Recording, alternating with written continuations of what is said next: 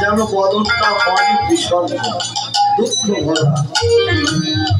সমস্ত সখীরা বলছো রাধি তুই সারা বেশি জেগে জেগে রূপ দর্শন করেছিস, কেন তোর বদনটা এমন বিষণ্ণ কেন রে? বাবা সেই ভালোবাসার মানুষের রূপ দর্শন করে কি দূরে থাকা যায়? কেন ঘরে এসে বসে ওই রূপের কথা মনে মনে ভাবছে, আর যেন রাধারানী নয়ন ভেসে যাচ্ছে। আমি কি আজ দর্শন করলাম, কিন্তু নিজের ভালোবাসার মানুষের কথা অন্যের কাছে কি কখনো বলা যায় বাবা? বলা যায় না। তাই তো এই জগতে যে যাকে ভালোবাসে, যেমন ধরেন একটা ছেলে একটা মেয়েকে ভালোবাসে, একটা মেয়ে একটা ছেলেকে ভালোবাসে, সেই ভালোবাসার কথা কি অন্যের কাছে কখনো বলা যায়? তদরূপ রাধারানী আমার গোবিন্দকে ভালোবেসে ওই রূপ দর্শন করে সেই কথা কি অন্যের কাছে বলা যায়? তাই তো রাধারানী বললেন না, বৈষ্ণব কবি চণ্ডীদাস রাধারানীর গন্থে কণ্ঠ দিয়া তিনি বর্ণনা করলেন, যমুনাতে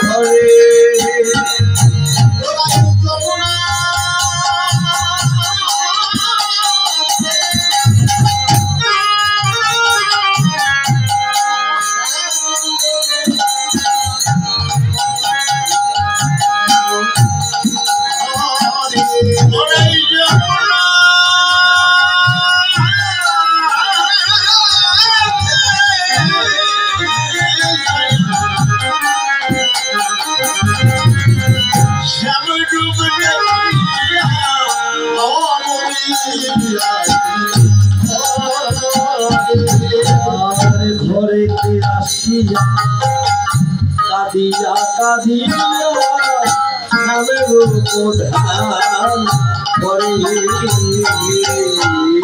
ঘরেতে আসিয়া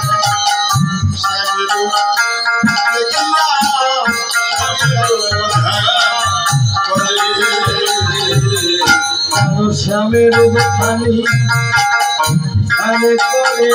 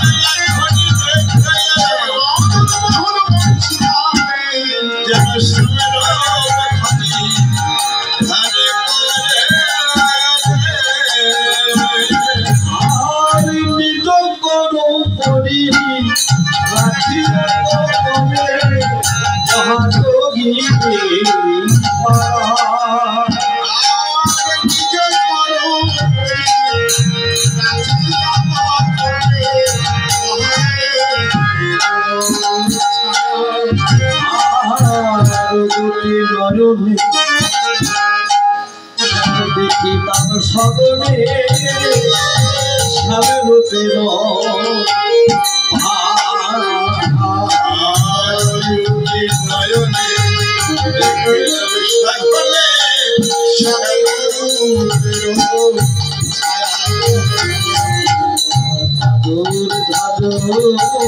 করে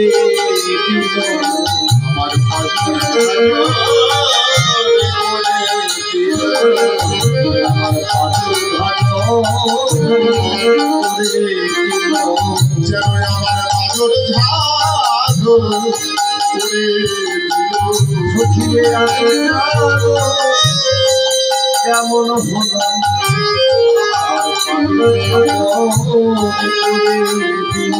সখিরে আমি আগে কেন আমার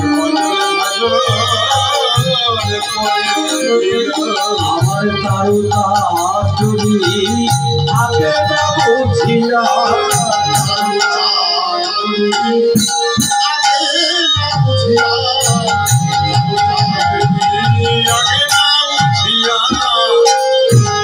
হলো আগো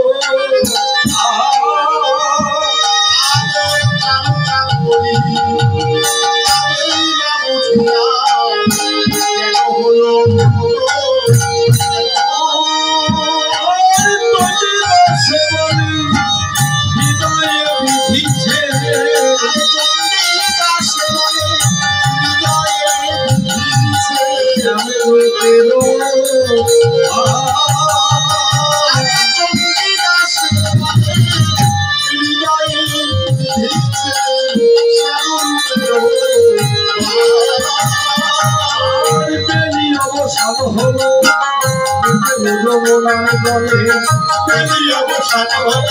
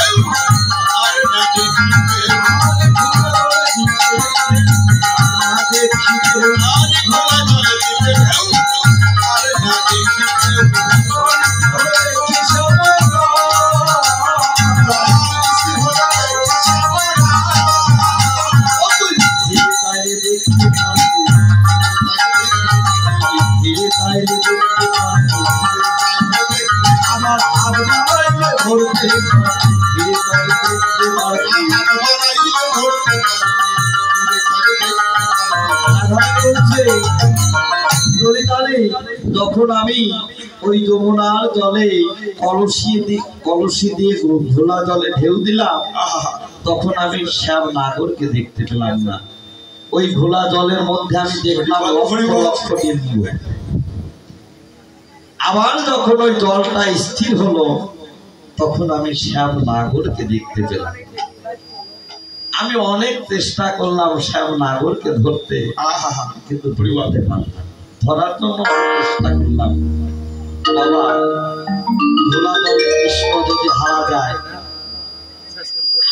তাহলে তো সেই কৃষ্ণকে পাওয়া যায়। রাধে রাধে। সেই ঘোলা জলটা কোথায়? এই মানব দেহের মধ্যেই যমুনা আছে, উদান হয়ে যাচ্ছে, ঢেউ আছে, স্রোত আছে, সব আছে। নদীর ভাব না জেনে কাম নদীকে দিও না সাঁতার। যদি সেই ভাব না বুঝে কেউ চায় সাঁতার, তাহলে পারিতে হবে না।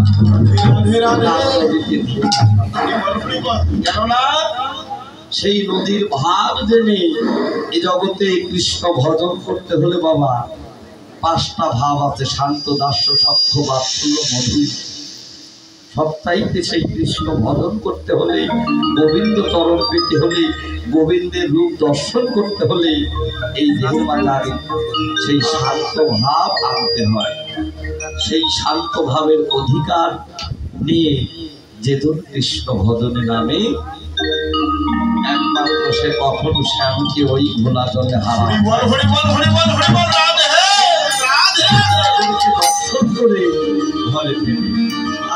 তাই তো রাধারানী বলছে ললিতা রে ওই যমুনাও নারী আমিও নারী ওরে ওই না ছিল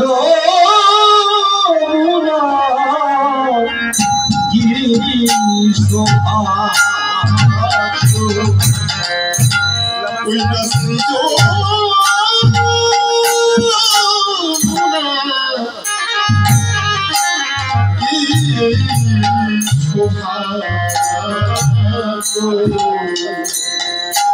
ওই না ছিল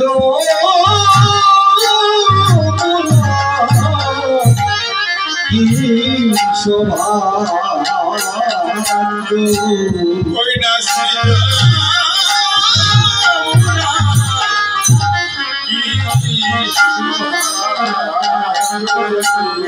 সুখীরে আমি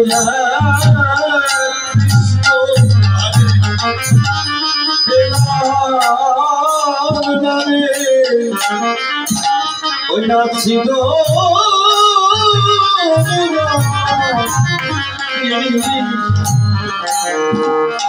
সুখী আমি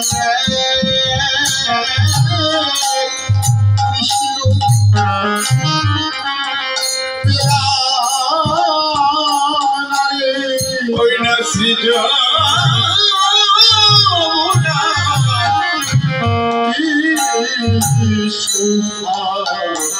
দেশের অনন্ত কৃষ্ণ পক্ষে ধরে আমি এক কৃষ্ণ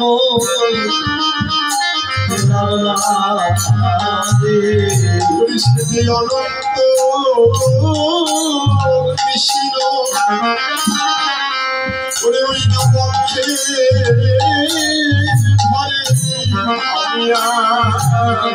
কৃষ্ণ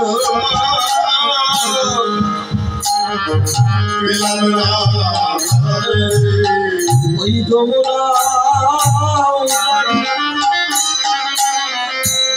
ফকিরে আমি ওরে আমি কৃষ্ণ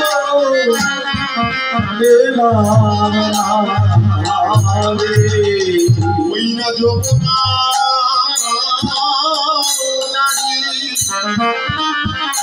সুখীরে আমিও নারী ছেলে অনন্ত কৃষ্ণ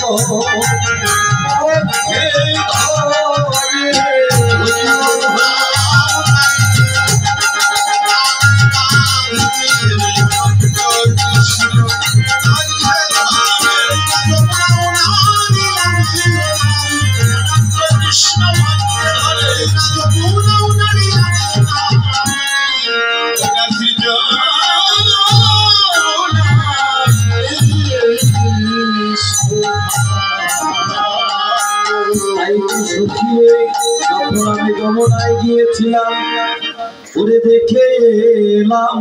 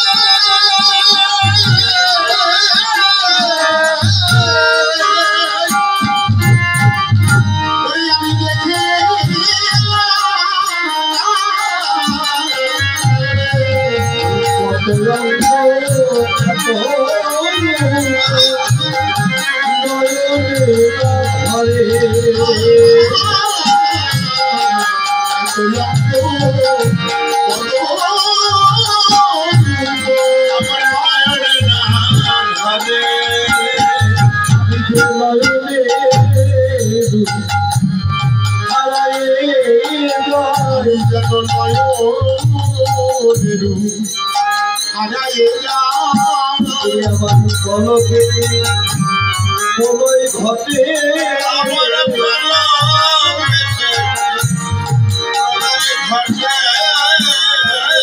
রূপে মানুষ আছে যেন রূপে ঘুরে আলো করে জগতে এত রূপে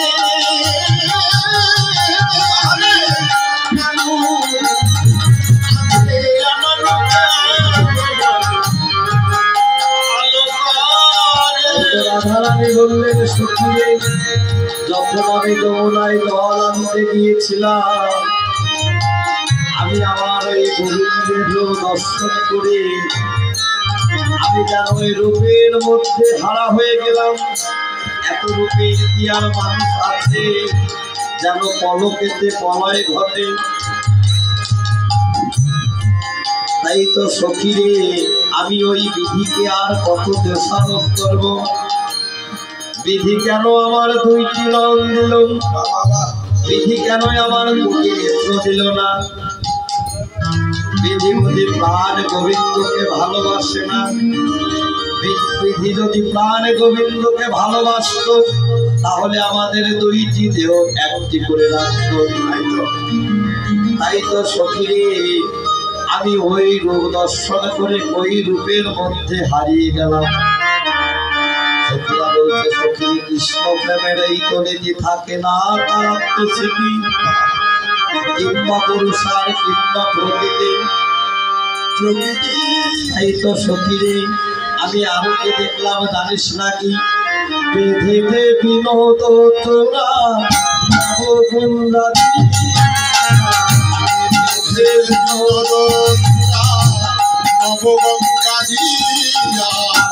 বেঁধেছে বিনোদ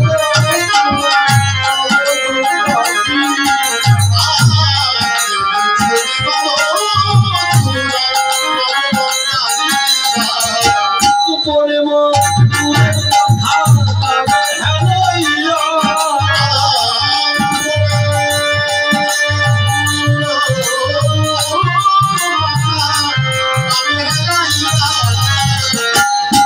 বরণ সবই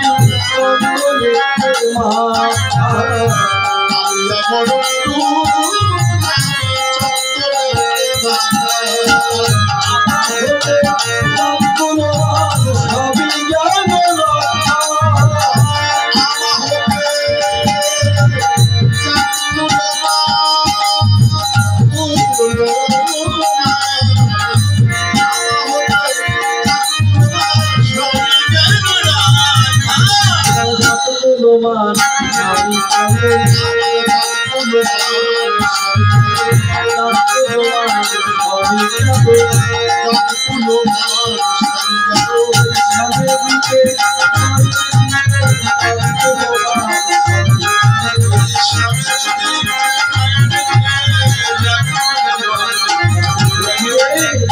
আমার দিনটায় মাত্রায় বছর চলে যায় আমার আশা পূরণ হবে না। একবার কৃপা করে বল বল ললিতারে বলই নবীন মেঘে আমি সঙ্গ পাবো।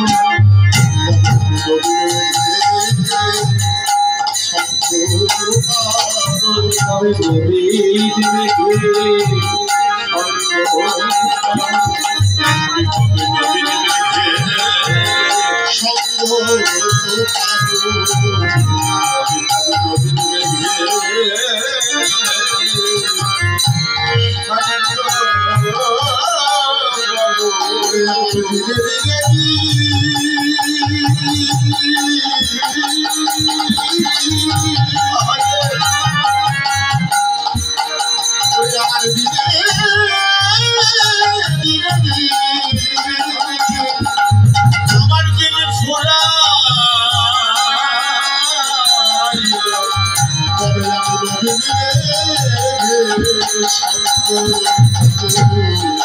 আমার দিনে দিনে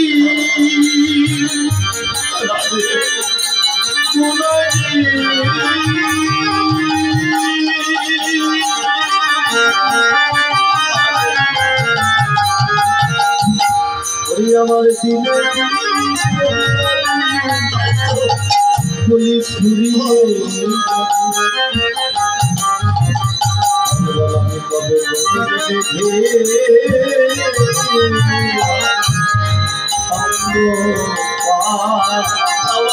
আমি কবে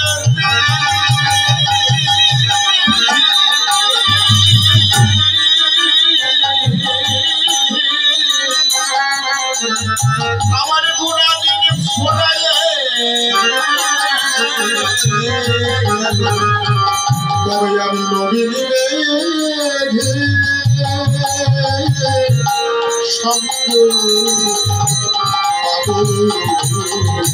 আমার সবনে গেল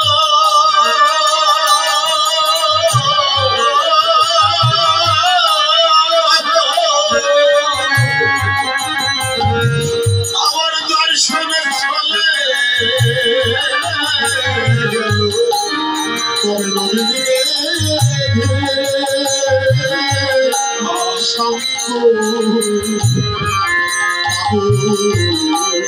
আমার আয়ু গেল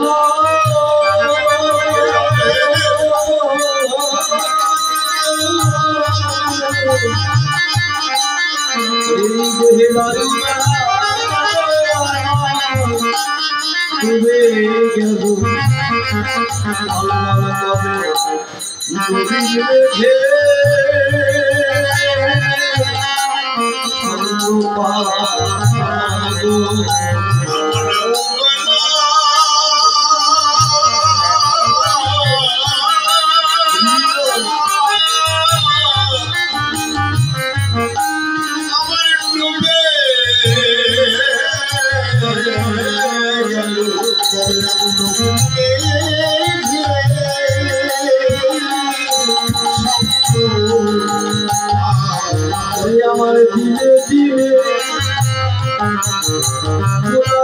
ঘুরিয়ে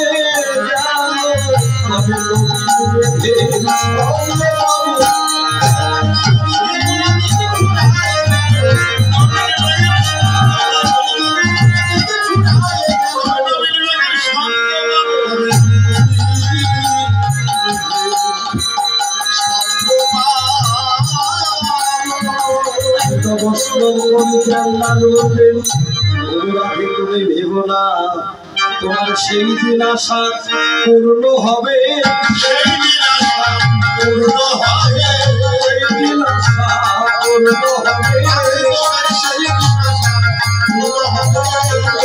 হতে নদী আই পাবে সেই দিন আশা পূর্ণ হবে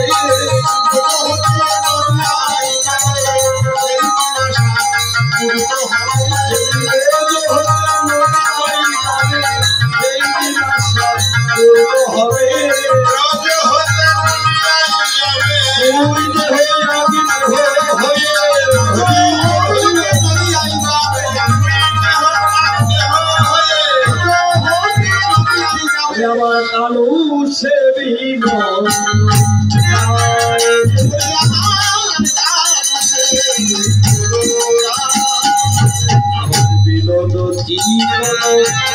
বিনোদ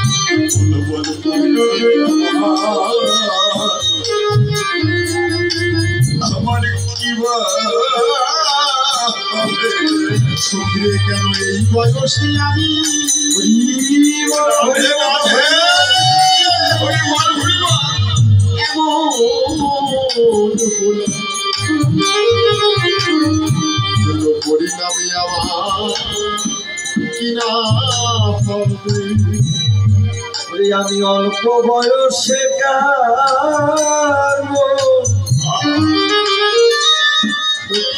আমি বলে পরিণামে আমার বিবাহ হবে। সত্যি আমি অল্প বয়সী এমন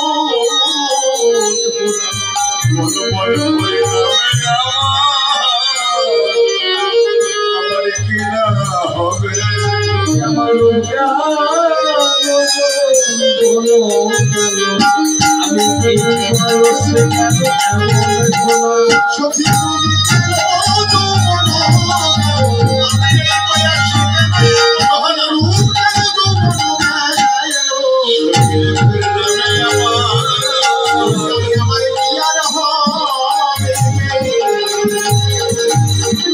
ললিতা বলছে ওরা যে তুই বলছিস আমার বয়স অল্প, আমরা দেখছি তোর কত বয়স হয়েছে।